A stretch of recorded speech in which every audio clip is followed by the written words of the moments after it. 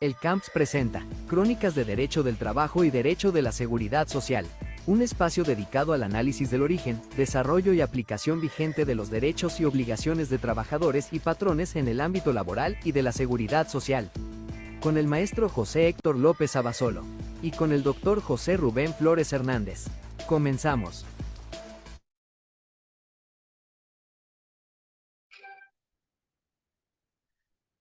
¿Qué tal? Buenas tardes, estimado auditorio. El día de hoy me siento grato, me siento agradecido, sobre todo con el doctor Jacinto, por la invitación a este programa. Desde luego, sin olvidar también a mi mentor, el doctor Luis Manuel Olivares Estrada, quien gracias a él pertenezco a esta prestigiosa Academia de la Seguridad Social. Sobre todo a todos los que nos hacen favor de acompañarnos, a las personas que nos han apoyado y sobre todo también a mi colega y amigo, el licenciado Héctor López Abasolo. Gracias, Rubén. Quisiera yo también iniciar con agradecer a la Academia por la oportunidad de poder estar hoy platicando sobre temas que tienen que ver con los antecedentes del derecho de trabajo y de la seguridad social, agradeciendo especialmente al doctor Jacinto la invitación a este programa. Bien, este programa lleva por nombre Antecedentes. El programa se llama Crónicas del Derecho del Trabajo y Seguridad Social, ya que abordaremos temas sobre la historia, ya que para muchos se conocen que tienen vacaciones, tienen pensiones, tienen una jornada de 8 horas. Sin embargo, le restan importancia a cuestiones que han surgido como parte de una lucha.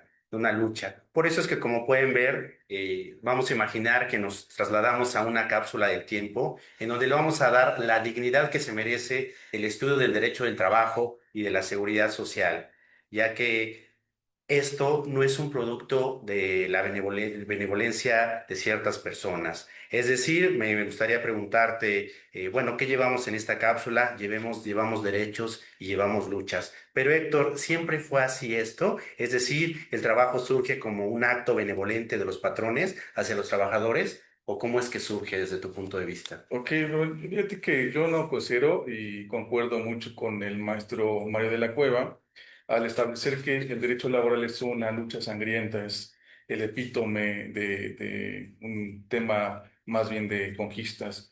Yo no considero que el patrón en un acto de voluntad dijo, pues bueno, vamos a establecer derechos, sino que los actuales derechos de los que gozamos, como la estabilidad del empleo, la doble estabilidad o estabilidad reforzada, el principio indubio pro operario, el debido proceso. Son temas que tienen tintes históricos desde la Revolución, desde los aztecas, propiamente Roma, incluso desde Mesopotamia. Entonces, considero que siempre ha sido por una conquista y por temas históricos. Fíjate que mencionando al maestro Mario de la Cueva, él analiza mucho el concepto del trabajo en Mesopotamia. ¿Tú tendrás algún antecedente, Rubén, de Mesopotamia? Claro que sí, Héctor. Mira, en este momento aplicando la técnica de la cápsula de tiempo, los invito a que viajemos miles de tiempos antes de Cristo, en específico en 1750 antes de Cristo. Les pongo una pequeña imagen de lo que se conoce como Mesopotamia, lo que he denominado intento de regulación laboral, pero con métodos extremos de castigo. ¿Qué quiero decir con esto? Ya, por ejemplo, el autor Joy Henderson, en su libro La ley en la antigua Mesopotamia, nos habla sobre todo del inevitable código de Hammurabi. Nos habla y nos empieza a hablar de los vestigios de lo que se conoce como un sistema laboral, pero no como el sistema laboral moderno que conocemos actualmente, ya que ya hablaba de la importancia de la justicia en las relaciones de trabajo, estableciendo algunos castigos para las personas que explotaban, dicho de alguna manera, para sus trabajadores. Ahora, como tal, el origen ya tenía una regulación escrita. Sobre todo sabemos que los oficios que principalmente imperaban eran los artesanos y la construcción. No quiere decir que no existieran más, pero eran los más importantes. Cuando empezaba yo este breve conversatorio, le ponía yo el tinte de castigos extremos. ¿Por qué? Porque se manejaba lo que se conoce como la ley del talión. Te voy a poner un ejemplo, mi estimado Por Héctor. favor. Vamos a suponer que un trabajador, en este caso, llámese constructor, llámese arquitecto, le encargaban la construcción de una casa. ¿sí? Pero si esta casa se derrumbaba y ocasionaba desafortunadamente el fallecimiento quizá del hijo ¿sí? de la persona que lo contrataba, pues la persona que había encargado esta obra tenía el derecho, por la ley del talión, de pedir la muerte o de matar al hijo del constructor. Entonces, por eso es que, si bien es cierto, es un primer antecedente, pero es un antecedente demasiado extremo desde mi punto de vista. No sé si quisieras abonar más en cuanto a Mesopotamia, o bien pudiéramos ir a un siguiente antecedente, Héctor. Me parece, Rubén, que estás abordando bastante bien el periodo de Mesopotamia. Yo quisiera abordar un tanto el tema de los griegos y específicamente de los presocráticos, con la idea que tenía Platón acerca del derecho del trabajo. Fíjate que la idea de Platón en la República, invito a quien nos escucha a leer los diálogos de Platón. Porrúa, justamente en la edición Sepan Cuántos, tiene todos los diálogos de Platón y pudiéramos echar mano de esas lecturas. Te decía, Rubén, que en los diálogos de Platón se asemejó, o por lo menos yo asemejo mucho la concepción que tenía Platón de la República a la forma del sistema jurídico de los aztecas. Entonces, fíjate, Rubén, que para Platón existía una forma de cómo poder coordinar a la República. ¿Cómo lo hacían? A través de filósofos. Para Platón, los gobernantes debían ser estrictamente filósofos. ¿Por qué? Porque necesariamente los filósofos conservaban la intelectualidad y son los que determinaban el rumbo justo de la sociedad. En un segundo plano, estaban los guardianes. Fíjate que los guardianes se encargaban justo de cumplir las ordenanzas que hacían los filósofos. Y en el último escalón tenían a los artesanos y sobre todo a aquellas personas que se dedicaban a la agricultura. Entonces, a pesar de que a ser agricultor necesitabas conocimientos técnicos, no era que tuvieran algún derecho laboral, sino que simplemente cumplían aquella ordenanza que hacían los filósofos. Entonces, vemos propiamente que para Platón el trabajo no es el fin último, sino propiamente es ese camino hacia la justicia. Entonces, nuevamente invito al auditorio a que pueda leer La República de Platón. En este punto también, Rubén, fíjate que también tenemos el concepto aristotélico de qué es el trabajo, con el deber ser de las cosas. En este punto, no sé si tuvieras tú alguna aportación que comentarnos acerca de la función de Aristóteles en esta forma de definición y clasificación de los trabajadores y sobre todo el trabajo.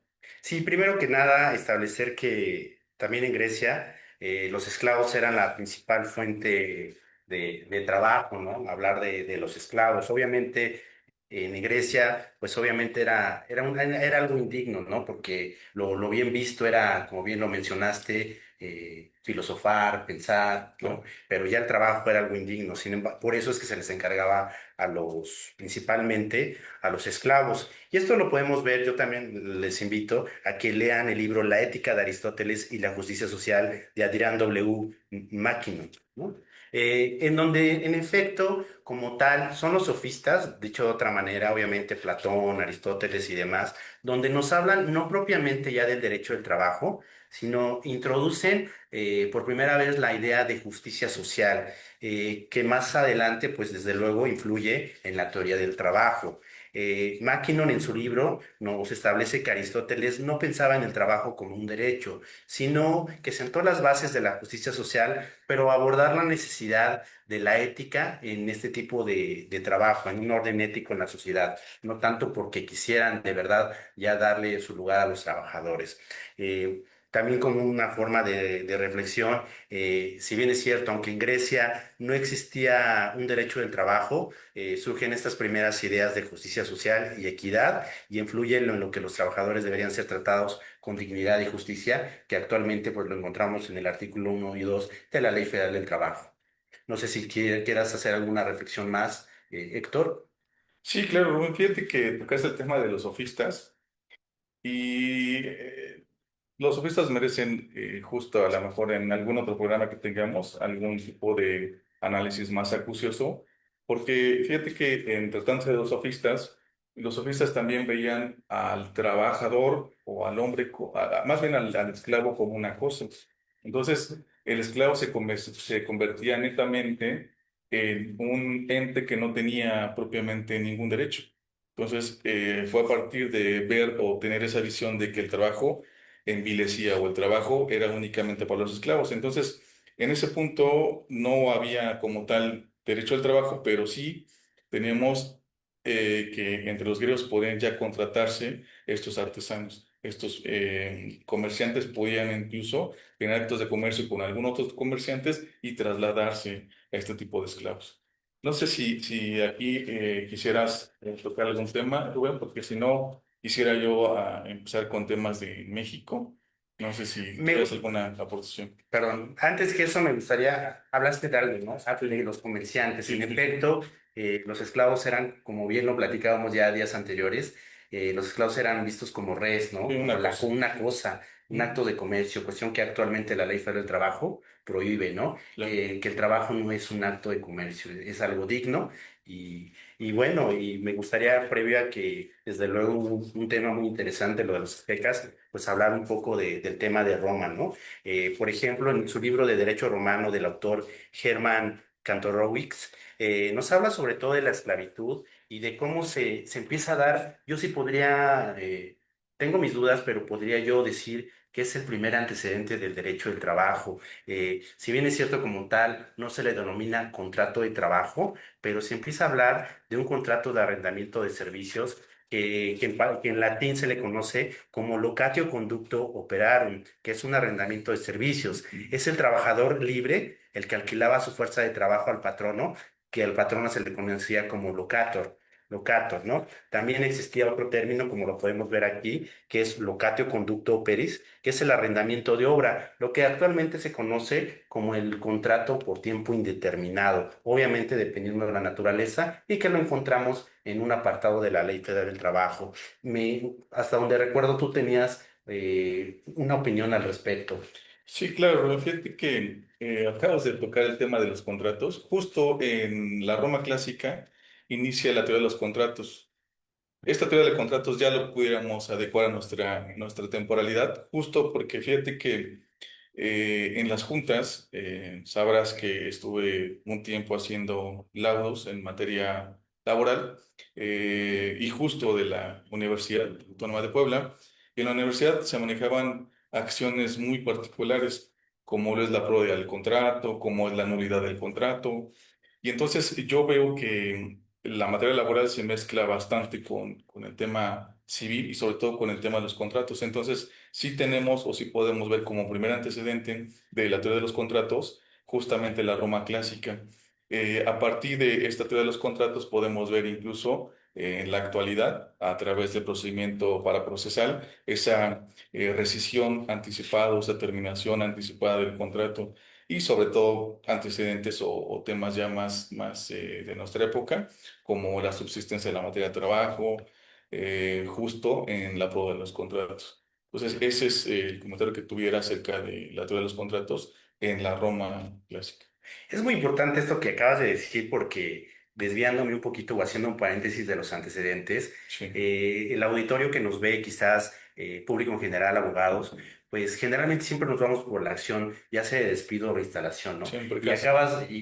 y no ocupamos la rescisión, la prórroga del contrato, ¿no? Y como, como muchas veces lo hemos platicado al estudiar los asuntos, el hecho de que no se haga no quiere decir que no se, bueno, más bien que no se intente no quiere decir que no se pueda hacer, ¿no? Y muchas veces Sí, personal, no digo que todos tribunales, te requieren por cuestiones porque creen que no, no se ha hecho, que no se puede hacer, ¿no? sí, Y entonces sí es importante, por eso, conocer esos orígenes para que el estimado público vea que existen, más allá del despido, la reinstalación, hay más acciones que se pueden promover. Y bueno, ya volviendo al tema que nos ocupa, también como un antecedente, también ya podemos ver, independientemente del derecho al trabajo, se puede ver ya en la Roma clásica el antecedente de la seguridad social, lo que se conoce como los colegia o las asociaciones de trabajadores, lo que actualmente se podrían llamar coaliciones o sindicatos, ¿no? Y de artesanos que funcionaban sobre todo para ayudarse en temas cuando alguien moría, uno de los artesanos, era una ayuda para estos gastos funerarios que los podemos ver en la ley del Seguro Social, ¿no? Que claro, podría sí, ser sí, sí, un sí. primer antecedente, ¿no? Por ejemplo, aquí, pues me gustaría perdón, antes, pues Sí, verlo, que ya incluso esto ya lo manejaba Justiniano en el Corpus Juris Civilis, que como bien lo dices, el derecho civil pues es la base de todos los derechos y claro. sobre todo de la teoría del contrato. Entonces, ¿quieres hacer alguna reflexión? De esto podemos seguir con otro tema. Bueno, en tratándose de seguridad social, espero que lo abordemos en punto pues, después de este conversatorio, sobre todo porque considero que la seguridad social tiene antecedentes históricos pues bastante sesudos y además que merecen un trato específico. Pero retomo tu idea, estimado Rubén, de la seguridad. Fíjate que para el maestro Briceño, en su libro de seguridad social, ya establece diferentes conceptos en los que basa la seguridad social, entre ellos el tema de la seguridad. Para el tema de la seguridad es la ausencia de algún siniestro, de algún percance. Entonces, no sé si te ha pasado, Rubén, y a lo mejor también al auditorio, que la tendencia ahora es estar un poco más cómodo. No sé si te has dado cuenta, a mí me pasó.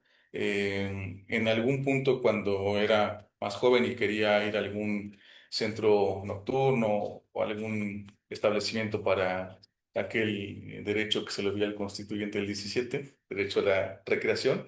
Entonces, de repente acudía, pero me decían que no tenía la ropa adecuada. La ¿Qué etiqueta, ¿no? sería la ropa adecuada? Pues no llevar zapato de tacón, zapato elegante. Pero no sé si te has dado cuenta que en la actualidad los jóvenes ya andan incluso hasta de tenis, ¿no? Entonces, ¿cuál es ese concepto filosófico? Pues ahora ya no pueden con angustia, no se puede con angustia. Es decir, se trata ahora de que todo el mecanismo llegue a lo confortable. Entonces, en este punto es lo que buscaba la seguridad social, la presencia de falta de siniestros, falta de este tipo de angustia, para que todos los trabajadores pudieran laborar de forma correcta y no tuvieran lo que ahora tenemos como enfermedades psicosociales. Entonces, es bastante interesante cómo el maestro Briceño aborda el tema de la seguridad social, sobre todo con este tipo de conceptos. Conceptos también como quién es el que tiene que brindar la seguridad social. Me refiero específicamente a que aquellas personas que están en activo tienen que pagar sus cuotas para que los que están ya jubilados o tengan un tipo de pensiones, pues gocen de los derechos de seguridad social. Entonces, rescato el concepto que establece la seguridad social, sobre todo con estos dos conceptos, la seguridad social y sobre todo la previsión social.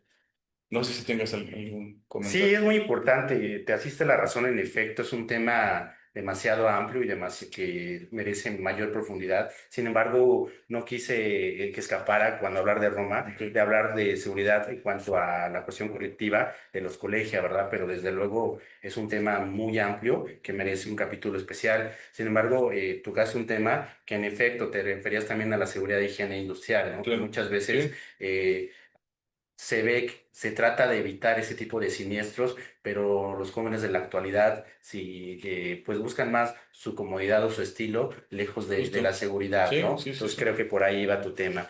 Bien, me gustaría también indicar que si bien es cierto el derecho romano no reconocía el trabajo como un derecho humano, pero sí estableció principios como la relación de trabajo, aunque fuera de manera civil, ¿no? Como un arrendamiento, como un Ok. tipo de una reflexión. Posteriormente me gustaría que en el tema que siento que tú dominas mejor que yo, que nos pudieras hablar de la Edad Media, como sí, como un cuarto antecedente, o bien el tema que tengas tú a la mano para poder continuar con este conversatorio.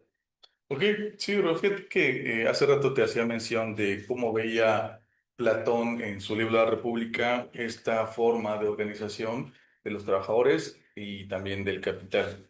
Y se asemeja mucho con la sociedad azteca, que no se note la brecha. Y entonces, a ver si se ve la imagen. Entonces, para efectos de este tema, nos interesan los últimos escaños, que sería el pueblo y los esclavos, así como los más iguales. Fíjate, Rubén, que a través del libro del segundo tomo del maestro Mario de la Cueva, perdón, del maestro Néstor, sí, Mario de la Cueva, pude percatarme que no había como tanto antecedentes o muchos antecedentes de la historia del derecho laboral en México. El último antecedente que tienen es justamente la época de los aztecas y justamente los aztecas inician con el tema del derecho laboral por esa conversión que tenían Primero, los comerciantes, que ya lo abordó en otro conversatorio distinto el maestro Andrés Tesmol, donde él hizo esa clasificación de los comerciantes, incluso con sus leyes o una ley específica, que desde luego escapa de la ley civil. Los temas mercantiles merecen su ley aparte. Y entonces no pertenecían propiamente al pueblo los mercaderes, sino que ellos tenían todavía la posibilidad de contratar a otra persona. Entonces, tenemos en los mayas, perdón, en los aztecas, como primer antecedente el contrato. Un más igual podía contratarse con un mercader. Si bien, insisto, los más iguales, al igual que los agricultores, tenían conocimientos técnicos de agricultura, eso lo único que les permitiera poder contratarse con alguien más. A diferencia de los esclavos, era lo único que distanciaba, porque las condiciones eran igual de precarias para un esclavo, tanto para un más igual. Fíjate que como antecedente, Rubén, y como tema histórico, si quisiéramos abordar un poco más del tema de los aztecas, los invito a leer La visión de los vencidos del maestro León Portilla, donde el maestro aborda pues todo el tema de la época precolonial, desde que, como dato histórico, desde cómo creen que Cristóbal Colón es el regreso de Moctezuma. Como dato histórico, ya si de repente no quieren leer el libro, pues por lo menos hay que ver la película de La Otra Conquista, donde, por cierto, quien es el director ejecutivo es el cantante Plácido Domingo. Entonces, como dato, estaría muy bien echarle un ojo a ese libro y también a esa película. Te comentaba, Rubén, que en tratándose de los aztecas, pues fue la visión más cercana a un contrato, a través de que yo tengo la libertad de poder contratarme, con las características que tengo de que soy un trabajador especializado, pero al final puedo contratarme con alguna otra persona. Después de esto, hay época de la colonia. No sé si tú tengas un antecedente de la colonia o quieres que yo aborde la Me colonia. gustaría tocar ahorita el tema Sí. previo al tema nacional o el Ok. tema, continuar con el tema de la revolución industrial, y para lo cual pues tengo aquí esta imagen pues, del trabajo infantil, que obviamente ya está prohibido. Me gustaría hacer un ejercicio en el cual podamos cerrar los ojos a los que les sea posible, que apaguemos nuestro celular, que cerremos los ojos y que imaginemos este ruido incesante y que veamos las conquistas que se han logrado, ¿no? Entonces, me gustaría que pudieran escuchar ese ruido ensordecedor, niños que tenían jornadas de 16, de 14, 16 horas, eh, todo este tipo de cuestiones que a la par, bueno, hay veces que nos quejamos de 8 o 9 horas, que estamos en nuestro derecho, pero anteriormente, ¿cuál 8 horas? ¿Cuáles 14 horas? Entonces, en ese texto, bueno, en ese contexto me gustaría referirme a la revolución industrial, ¿no? Cómo se encontraban trabajadores desde niños, mayores, en un estado de indefensión. Sobre todo cuando hablamos de este tema, pues es inevitable hablar de Friedrich Engels, donde nos habla de la situación de la clase obrera, perdón, de Inglaterra de 1845. Obviamente, pues también inevitable hablar de Carlos Marx, del Capital de 1867, su volumen uno, donde analiza la plusvalía, la explotación del hombre por el hombre, el sistema fabril, la crítica a la división del trabajo y cómo el maquinismo intensifica la subordinación del obrero al capital, ¿no? Entonces es inevitable. Empezar a hablar también sobre los primeros movimientos de regulación, que como bien lo comentabas al inicio, pues surge como una protesta a derechos naturales, personas que pues no tenían tiempo para dormir, para disfrutar, solamente para trabajar. ¿Y qué pasaba si te cortabas un dedo? Pues el que sigue, porque no podías ir actualmente al IMSS o al Seguro Popular, que es más popular que seguro, o irte al bienestar o al malestar, como le quieran llamar, ¿no? Ya son conquistas se han ido dando. Desde luego, pues también empezar a hablar de la obra de Paul Montos, donde nos habla de la revolución industrial en el siglo XVIII, un estudio histórico profundo, donde analiza el paso del taller del sistema Abril y las primeras leyes fabriles inglesas, la Factory Acts, como reacción a los abusos, y bueno, también ya posteriormente la gran transformación.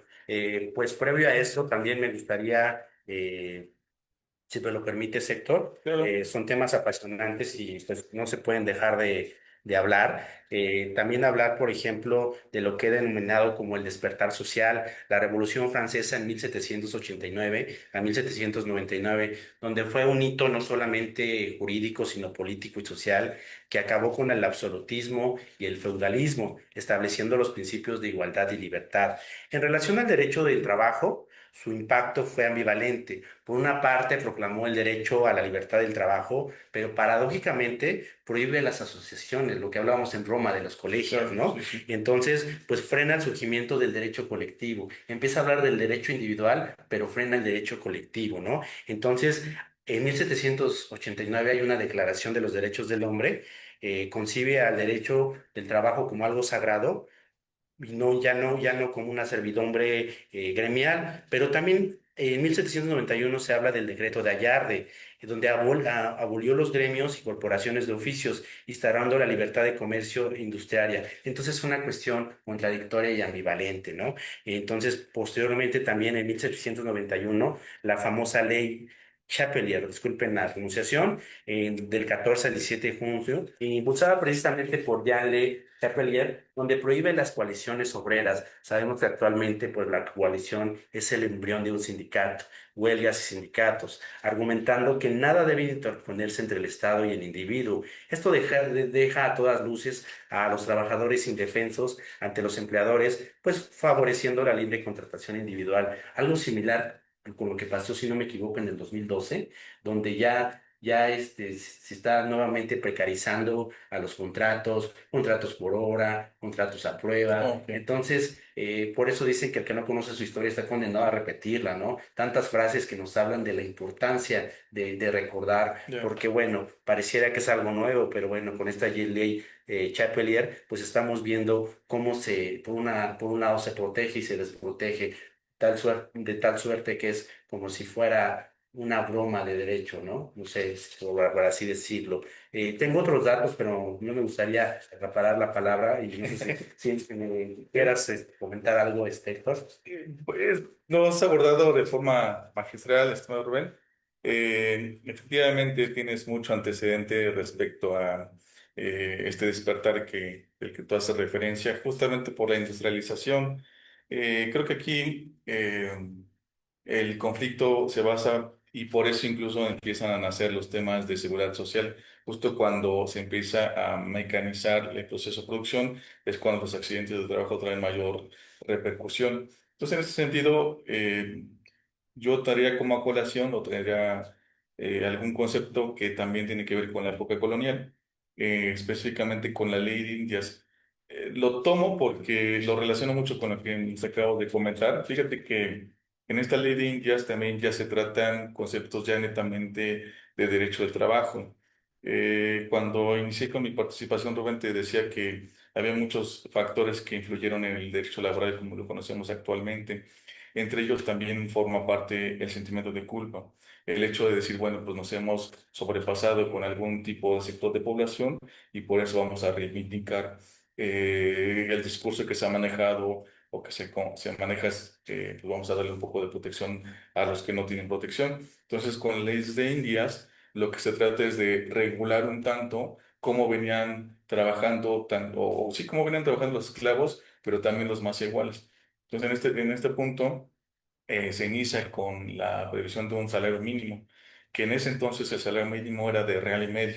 Estuve buscando antecedentes de más o menos de cuánto equivalía un salario mínimo, perdón, un real como salario mínimo, y el Colegio de México tiene un libro bastante interesante del cual vamos a pedir que el doctor Olivares nos dé por ahí un pase al Colegio de México, y en este libro nos establecía que el tema del salario alcanzaba únicamente para comprar 2 kilos de carne de res, ¿no? Pero, por ejemplo, si querías comprar manteca, no puedes hacerlo porque estaba el valor más alzado, entonces no se podía vivir con ese salario mínimo.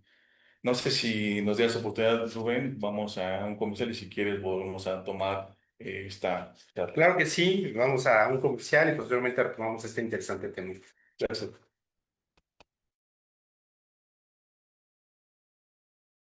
Suma, Psicología Activa. Servicios de atención para adolescentes y adultos. Terapia familiar y de pareja. Instituto de Estudios Superiores Benito Juárez. Licenciatura en Derecho. Licenciatura en Contaduría y Finanzas en solo 3 años. Factor humano de asesoría integral. Brindamos servicios médicos, seguridad e higiene, capacitación e ingeniería, para el cuidado integral de tu empresa y de tu personal. Atendemos accidentes laborales, ofrecemos consultas médicas y damos seguimiento al cuidado de trabajadores lesionados, priorizando siempre su salud y recuperación.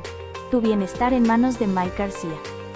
En cada terapia combinamos el conocimiento anatómico con técnicas manuales especializadas para aliviar el dolor y ayudarte a recuperar tu movilidad.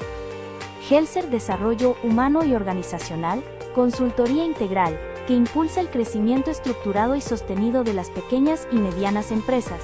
¿Quieres tomar decisiones que impulsen el éxito de tu empresa? En Éxito Capacitación Empresarial, te damos las herramientas necesarias para tomar decisiones directivas, operativas y profesionales informadas y efectivas. Comienza a impulsar el éxito de tu empresa hoy mismo.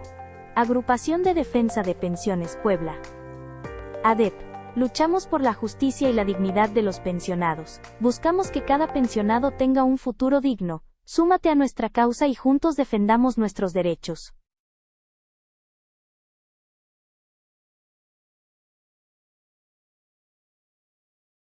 Psicología Activa. Servicios de atención para adolescentes y adultos. Terapia familiar y de pareja. Instituto de Estudios Superiores Benito Juárez. Licenciatura en Derecho. Licenciatura en Contaduría y Finanzas en solo 3 años. Factor humano de asesoría integral. Brindamos servicios médicos, seguridad e higiene, capacitación e ingeniería, para el cuidado integral de tu empresa y de tu personal. Atendemos accidentes laborales, ofrecemos consultas médicas y damos seguimiento al cuidado de trabajadores lesionados, priorizando siempre su salud y recuperación. Tu bienestar en manos de Mike García. En cada terapia combinamos el conocimiento anatómico con técnicas manuales especializadas para aliviar el dolor y ayudarte a recuperar tu movilidad. Helser Desarrollo Humano y Organizacional, consultoría integral, que impulsa el crecimiento estructurado y sostenido de las pequeñas y medianas empresas. ¿Quieres tomar decisiones que impulsen el éxito de tu empresa? En Éxito Capacitación Empresarial, te damos las herramientas necesarias para tomar decisiones directivas, operativas y profesionales informadas y efectivas. Comienza a impulsar el éxito de tu empresa hoy mismo. Agrupación de Defensa de Pensiones Puebla. ADEP. Luchamos por la justicia y la dignidad de los pensionados. Buscamos que cada pensionado tenga un futuro digno. Súmate a nuestra causa y juntos defendamos nuestros derechos. Bueno, después ya de este comercial, retomamos este tema. Me comentaba el compañero Héctor sobre precisamente despertar social.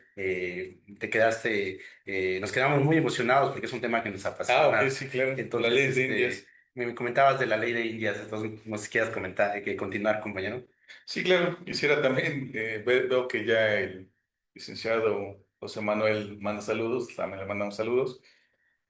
Te comentaba, Rubén, el tema de la ley de las Indias, como el concepto de la culpabilidad a través de tratar de nivelar esa lucha de clases, tratar de darle derechos a los desprotegidos, empieza a brindar un poco de derechos. Y establecíamos, por ejemplo, o nos quedamos más bien en el tema del concepto de un salario mínimo, que en ese entonces era 1,5 reales.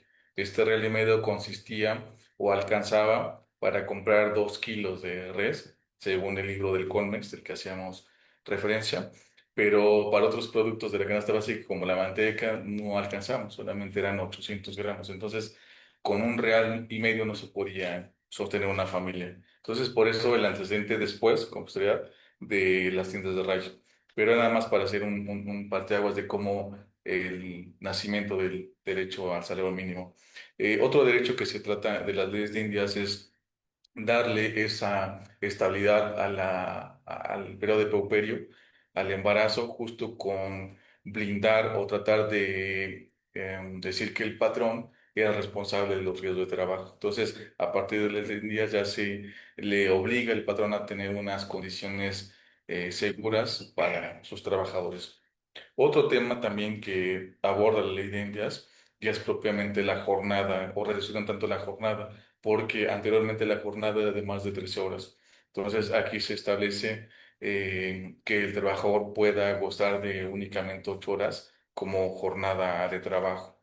Eh, Otro concepto que también ve interesante de las leyes de Indias, estimado Rubén, es el concepto de el que ahora se establecen los laudos de verdad sabida y buena fe guardada, porque se establece que al ser una clase protegida, pues había que protegerlos. Entonces, le debemos a las leyes de Indias el primer antecedente de los laudos de dictados de verdad sabida y buena fe guardada, y también el principio de poder darle un voto de confianza al trabajador, justo porque está en una desigualdad frente al capital, frente al trabajo. Eh, es el antecedente que yo veo de la ley de Indies. Después vamos a ver si es que tú tienes algún comentario, como estos primeros indicios de reducción de jornada, incluso también ya se habla de una edad mínima para el trabajo, la provisión del trabajo para menores, pero vamos a ver un poco más adelante cómo va evolucionando el tema del salario mínimo, también cómo evoluciona el tema de la seguridad social y también las condiciones de trabajo. También en esta ley de India se establece un día de descanso, por lo menos. Preferentemente el día de descanso se establecía como día domingo. No sé si a propósito de este tema tú quieras precisar algo, Rubén, de pues cómo has visto toda esta evolución del derecho al trabajo, cómo te tratan incluso los tribunales con ese tema de derecho al trabajo, sobre todo porque yo tengo unas visiones encontradas de cómo abordan los actuales tribunales las prestaciones de derecho laboral. Ya específicamente en la actual ley federal del trabajo, cómo a veces una prestación legal, por el hecho de ser un pacto con mayores días que establece la ley, el tribunal confunde y de repente dice que es una prestación extralegal, cuando en realidad lo único extralegal es la base de su cálculo. No sé cómo te ha tratado en este sentido y qué manifestación tengas al respecto, Ron. Bueno, sin que suene a crítica, en efecto he tenido malos sabores, sobre todo últimamente en requerimientos, ¿no? Ujú. En efecto, sabemos que, bueno, por jurisprudencia, eh, se dice que que las horas extras son prestaciones extralegal. Sin embargo, se les olvida que son lo que se conoce como cargas, ¿no? ¿Cargas de la prueba? Cargas de la prueba. Ok. Si bien es cierto, tratándose de prestaciones extralegales, como bien lo comentas, en horas extras, hacer prestaciones extralegales, pues le corresponde, se podría decir que al trabajador. Sin embargo, se les olvida que no estamos hablando de un derecho civil, estamos hablando de un derecho protector social, donde se debe de tratar igual a los desiguales, no, más bien de manera protectora a los grupos socialmente vulnerables como Ok. el trabajador, porque estamos en un plano de asimetría, ¿no? Y se nos olvida que si bien es cierto, al trabajador, si no me equivoco, el artículo 184 y el 804 nos establece que la carga del patrón es demostrar las horas extras, pero solo si rebasan 9 horas a la semana, pero si no las rebasan, sigue siendo carga del patrón demostrar ese tipo de horas, si no me equivoco. Obviamente, si no, pues más. Ahora, también es importante, bueno, para los que no son abogados, recordar que hablar de la carga de trabajo, es decir, a quién le corresponde demostrar ciertas pruebas. Recordemos que en derecho civil y partiendo del derecho romano, eh, el que afirma está obligado a probarlo, cosa que no sucede en el derecho del trabajo, porque si no, ¿dónde está el proteccionismo? ¿Dónde está la diferencia de que el trabajador El derecho social. solamente tiene su fuerza de trabajo y el patrón pues tiene los medios de producción, ¿no? Es un tema que me parece muy interesante. Otros temas es que te requieren por cualquier situación, cuando apenas están por admitir una demanda, ¿no? Entonces, ¿qué pasa? ¿Qué pasa entonces con esa protección social? Cuestiones básicas que bien podrían los secretarios y instructores solventar leyendo de forma exhaustiva, ¿no? Esas demandas y le imponen muchas cargas de tal manera que de por sí sabemos que el trabajador muchas veces va al día.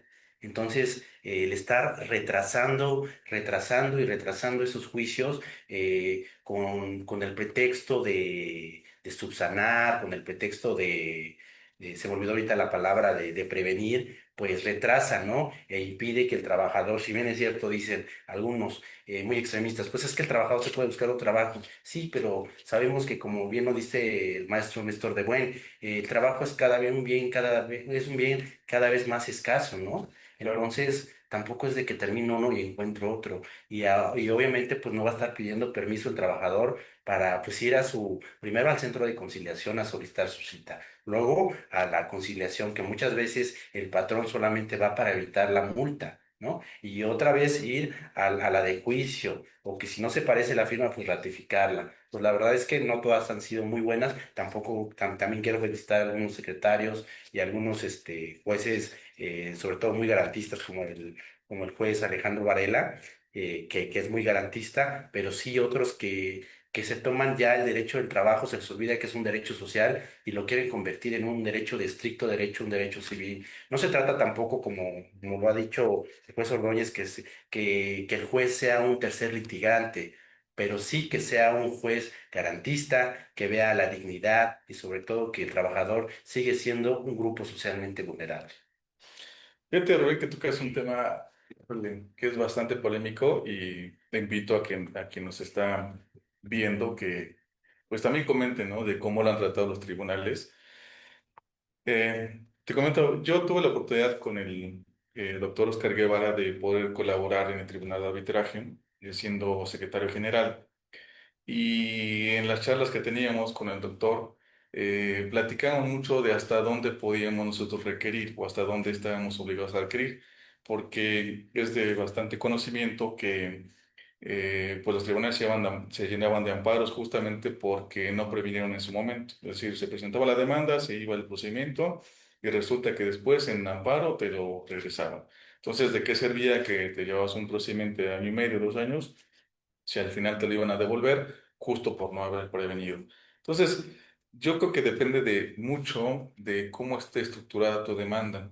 Si bien no hay una formalidad para que tu demanda tenga algunos antecedentes, pero yo sí creo que son elementos necesarios para que el juzgador pueda analizar tu causa de pedir. Recordemos que anteriormente la forma en la cómo se redactaban las demandas era que tenías que hacer una especie de logismo. Primero tu premisa mayor, premisa menor y conclusión, ¿no? Conclusión. Tenías que decir cuál era el fundamento jurídico, cómo se aplicaba en el caso concreto y entonces cuál era el derecho que te dejaron de aplicar o en este caso de prestaciones laborales el impago de alguna prestación. Sin embargo, a partir de la novena época, ya la forma en cómo se abordan las demandas es una estructura totalmente diferente. Ahora, basta con que esté en tu causa de pedir, bajo el principio de dame el hecho y yo Yo doy el doy el derecho. derecho. Entonces, basta con que le establezcas bien la causa de pedir en la demanda. Sin embargo, yo considero que el derecho ahora es mayormente aplicable y ahora sí se puede entrar ya al fondo propiamente de las prestaciones. Específicamente, por ejemplo, o me pasa mucho a mí el tema de la PTU. Cuando yo en las demandas reclamo la PTU, me dicen, oye, indícame si agotaste el procedimiento. Entonces, cuando estuve en la Junta, te puedo asegurar que el 90% de las resoluciones o de los laudos donde se invocaba o se pedía esta prestación, todos eran absolutorios. ¿Por qué? Porque no agotaste el procedimiento. Sin embargo, a partir de la nueva relativa, una nueva relación de las demandas, veo que ahora los tribunales ya sí pueden analizar la PTU. Incluso sí he visto condenas ya propiamente en los tribunales. Ya hemos tenido la oportunidad aquí en la oficina de que las sentencias nos vengan con este tipo de prestaciones, pero a partir de que ya especificas bien la causa de pedir. Entonces, insistían que quien nos está escuchando, quien nos está viendo, también establezca cómo los ha tratado el tribunal. Sería bueno una participación, porque a lo mejor hablamos desde el cómo nos han tratado los tribunales. A mí específicamente, en un primer momento me causaba bastante pues molestia, ¿no? El hecho de decir, oye, ya me llevé tantos meses en la etapa prejudicial en la conciliatoria y todavía en la primera demanda ni siquiera sabes quién es mi patrón, ya me está diciendo que precise, ¿no? O me estás arrojando cargas de la prueba que no son mías, porque me estás diciendo que precise de momento a momento la jornada extraordinaria. O me estás diciendo que especifique o que aclare el salario del integrado. Oye, pues es materialitis. Pero fíjate que ahora con un mayor análisis y desde luego de la visión que tuve como funcionario, sí puedo percatarme que son elementos mínimos. Porque si desde una entrada tú no le analizas y tú no ves qué deficiencias tiene la demanda, seguramente te vas, o va a ser el mismo caso de que después de 2 años te venga nuevamente la demanda, concedió el amparo justo porque no le pediste al actor Por que procediera a su violación. demanda y netamente procederes por una mala redacción o una redacción deficiente. Entonces, a pesar de que creo que sí molesta un poco, yo sí veo necesario que en una sola sentada, que en una sola requerimiento te aclaren y que te hagan aclarar toda la demanda. Lo que sí no veo con buenos ojos es el tema de que ya te hicieron la aclaración, te dicen, oye, precisame la demanda en estos 3 puntos, y después de ello te dicen, oye, ¿qué crees? A pesar de que no lo solicitaste, te envío una audiencia conciliatoria. Me ha pasado bastante, ya está la demanda, ya la precisaste, ya la requirieron, pero en 2 meses te dicen la fase conciliatoria cuando sabemos pues, en qué va a concluir esa fase conciliatoria. Entonces, no sé si ahí tuvieras algún apunte, mi estimado Rubén, para continuar con nuestro tema. Con gusto lo respondo, pero antes de eso me gustaría para el público que no es abogado, precisarles que cuando hablas de PTU hablas del Mm, concepto de utilidades, ¿no? Porque muchas veces nosotros lo hablamos con naturalidad, PTU, sí, claro. utilidades, ¿no? Pero puede haber público que no conozca. Tocas un tema, ¿no? Que ya, ya hay jurisprudencia al respecto, donde sí te lo analicen, que nos platiques sobre todo de ese aspecto, de cómo has hecho tu causa de pedir, que le compartas al público cómo le has hecho tu causa de pedir, porque sabemos que el PTU generalmente te lo negaba porque se decía que tenías que hacer un procedimiento previo, si no me equivoco, a través de la comisión mixta, ¿no? Sí. Pero ¿cómo es que lo has solicitado y cómo es que te lo han resuelto para darle contexto, ¿no? Al público y que le compartamos un poco de nuestro quehacer cotidiano? Bueno, en tratándose de la PTU, fíjate que es algo, ¿cómo decirlo? Solamente en algunos países, entre ellos México, se tiene que pagar utilidad. Es decir, me ha tocado ya en la práctica con empresas que pues, son alemanas, empresas que se dedican al tema de las autopartes, de tratar de explicarles que además de que ya le pagaste al trabajador su salario, todavía tengas que hacer un cálculo de las utilidades que generaron en el año inmediato anterior y hacer todo el procedimiento, ¿no? Desde crear la comisión, hacer la tabla para ver cuántos trabajadores tienes y después determinar una cantidad que tienes que repartir a los trabajadores. Me cuesta bastante trabajo con los patrones establecerles estos conceptos. Pero una vez que ya pude hablar de ellos, de alguna utilidad repartida a los trabajadores, entonces es un tanto más sencillo porque ellos están un tanto conscientes. De hecho, lo podemos retomar con la teoría marxista del tema de las mercancías, cómo la producción, y por eso también, incluso esto tiene mucho que ver también con ahora cómo vamos a concebir la reducción de la jornada. En esta reducción de la jornada no es que el patrón tenga que perder, ¿no? Sino que propiamente el patrón solamente tiene que administrar para ver cuántas horas le van a equivaler para poder recuperar lo que invirtió en producto, en mercancía, para después obtener una ganancia. Entonces, como tal, no veo que sea tanto una pérdida del patrón, pero sí es más bien administrarse de forma correcta. Entonces, decía de la PTU que después de que ya vencimos o después de que se vence todo este tema de convencer al patrón de que hay que pagar una utilidad, entonces ahora el tema era, o el tema es cómo convencer a la autoridad, la Secretaría de Trabajo y Prevención Social, de que estás cumpliendo con esta obligación que te marca la ley. Entonces, empezamos ya en la práctica a realizar una serie de formatos. Como no había, o más bien, si no había un formato, no hay un formato plenamente establecido, pues cada firma de despachos tiene sus propios formatos. Lo que sí te exige la ley son específicamente los términos, justo para determinar las cuantificaciones, para determinar la cantidad líquida y sobre todo tu planilla de trabajadores. Ahí tenemos el tema de que tu empresa tendría que estar perfectamente regulada, tendrías que tener un antecedente con nómina timbrada de cada trabajador, cada entrada y cada salida de dinero para poder establecer cuál es tu utilidad. Entonces, ya en la práctica, te insistía, el patrón tiene la obligación de conservar varias documentación en términos de los 804 entre ellas la PTU. ¿Cómo? A través de estos formatos. Te decía que se establecían formatos para establecer cuánto es lo que se debe repartir a los trabajadores y sobre todo cómo poder hacerle para esa repartición. En la práctica, ya en los tribunales, Era muy pocas las veces en que veía que se condenaba y solamente se condenaba cuando había, pues propiamente una rebeldía. Entonces, como no había contraparte que constar la demanda, pues tenías que condenar de forma automática. Pero ya en la práctica, yo ya he visto varias jurisprudencia que invito y si me dan oportunidad después de compartirla, si me das oportunidad después de compartirla, Claro no, que no sí. tengo en la mente, pero habla de que existe también otra vía. A través del sindicato puedes reclamar el pago de PTU. Entonces, existe no solamente la vía laboral, sino que también a través del sindicato puedes reclamar el pago de PTU. Insisto, ya no hay que salirse con la fácil de que no agotaste el procedimiento del 125, sino que propiamente ya iniciar. Tú también como trabajador tendrías que dar la causa de pedir. Requerirle a tu patrón que te establezca la cantidad repartible, que te dé la carátula de cuántas utilidades generó para que puedas de cierta forma accionar. No sé si a ti en especie, Rubén, te ha tocado el tema de que en estos requerimientos no le das cumplimiento y te viene algún tipo de apercibimiento. ¿Qué opinión te merece los nuevos criterios que han surgido con los tribunales? Bueno, primero que nada me gustaría Sí. contestar la primera pregunta que me hiciste Ujú. y te asiste la razón, en efecto, ¿no? Muchas veces nos enojamos porque ya venimos, de por sí, cuando llevas a los trabajadores, cuando llevas al patrón, Sí, pues es difícil, pero llevar al patrón, al trabajador que pues piensa que presentas hoy la demanda y ya mañana ya va a estar, ¿no? Y que tiene la necesidad igual que uno, ¿no? Porque por sí, eso trabaja uno.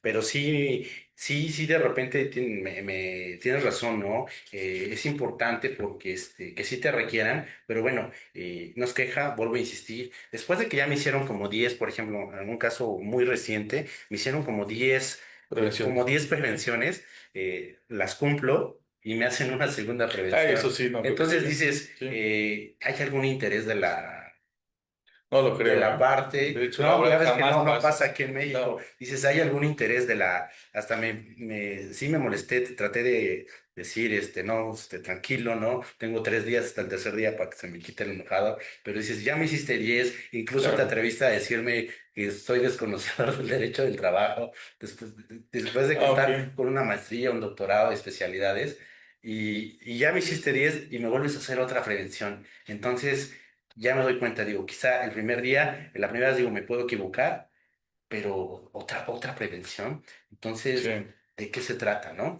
Y bueno, en cuanto a la segunda, no sé si me puedes recordar la pregunta. Sí, justamente era el tema a abordar de cómo te han tratado los tribunales. Específicamente esta vez de que, bueno, nada más como contexto, a mí me han requerido, dado el cumplimiento, te vas a la audiencia preliminar y nuevamente me han regresado a la fase escrita. Ah, Entonces, era más o menos cómo te han tratado a ti los tribunales en este punto. sí, sí, sobre todo, ¿sabes qué pasa?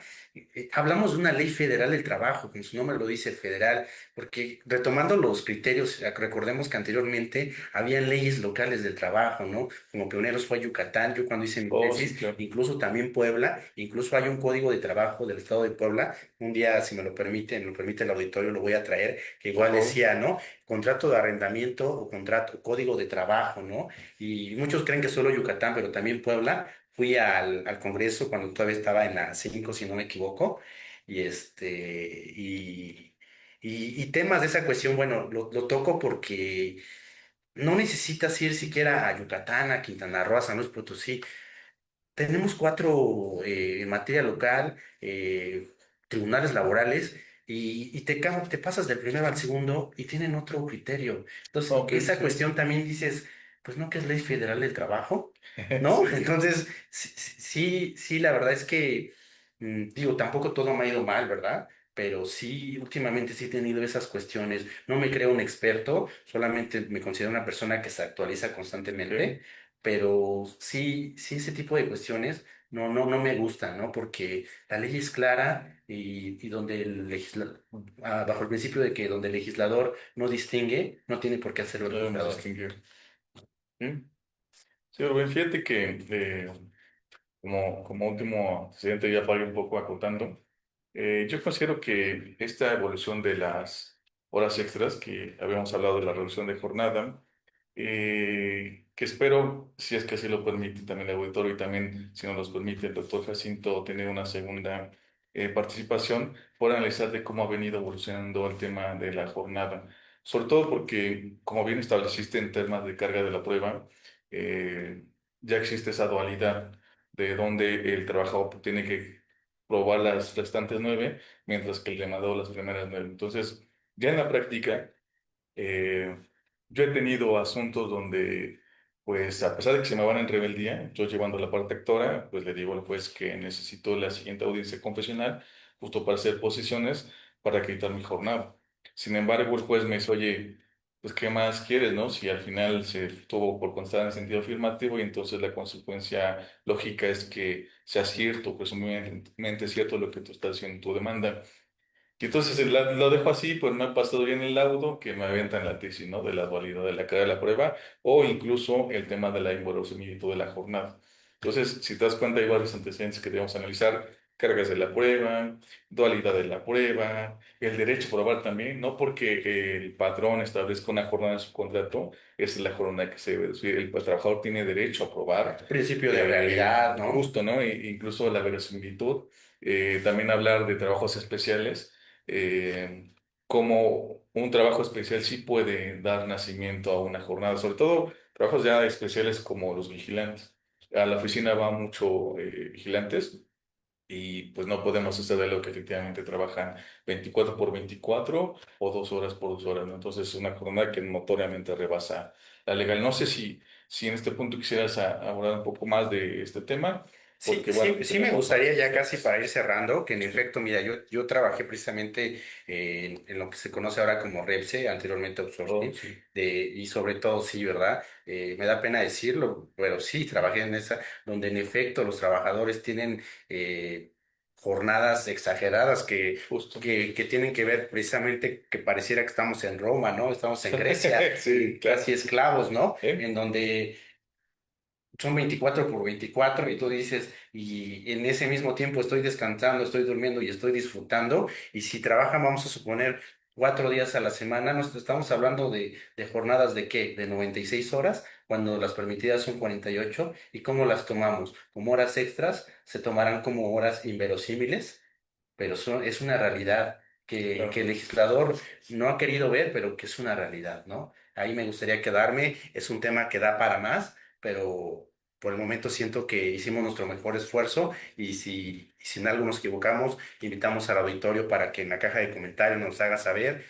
Obviamente pues nos podemos haber equivocado tal vez en un dato, pero desde luego hicimos nuestro mejor esfuerzo, esperamos que les haya gustado y bueno, pues estamos para servirles, tanto mi compañero licenciado Héctor como su servidor, y nos vemos en el próximo programa, el próximo jueves a la misma hora.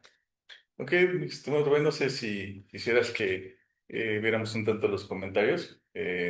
Estoy consciente y nos establece que Alejandra nos manda saludos y nos dice que conocer la historia del derecho laboral es clave.